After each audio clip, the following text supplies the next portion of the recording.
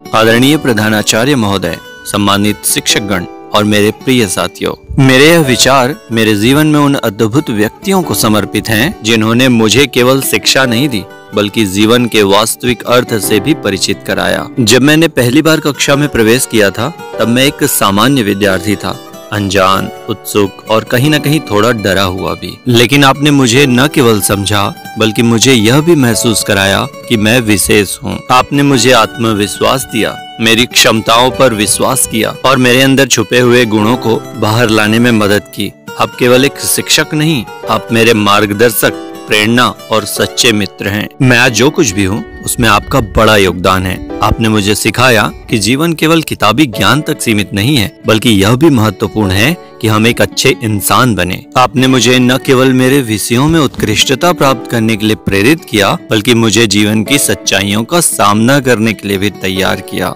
आपकी सिखाई हुई बातें मेरे दिल में हमेशा के लिए बसी रहेंगी। जब भी मैं किसी चुनौती का सामना करूंगा, आपकी सीख और मार्गदर्शन मुझे सही रास्ते पर बनाए रखेगा। आपने मेरे जीवन में जो अनमोल योगदान दिया है उसे मैं कभी नहीं भूल सकता। माँ बाप ने जन्म दिया पर आपने जीना सिखाया, हर मुश्किल से लड़ना और सपनों को पाना सिखाया।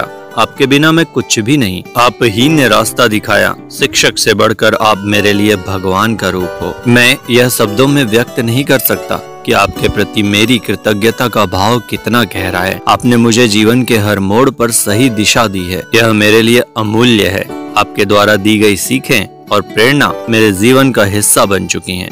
मैं वादा करता हूँ कि आपके द्वारा दिखाए गए मार्ग पर चलूंगा और जीवन में जो कुछ भी हासिल करूंगा उसका श्रेय हमेशा आपको दूंगा।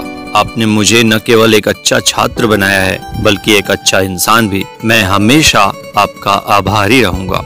और अंत में समस्त गुरुजनों के आशीर्वाद के साथ कहना चाहूंगा कि लोग कहते हैं कि हाथों की लकीरें अगर अधूरी हों तो किस्मत अच्छी नहीं होती।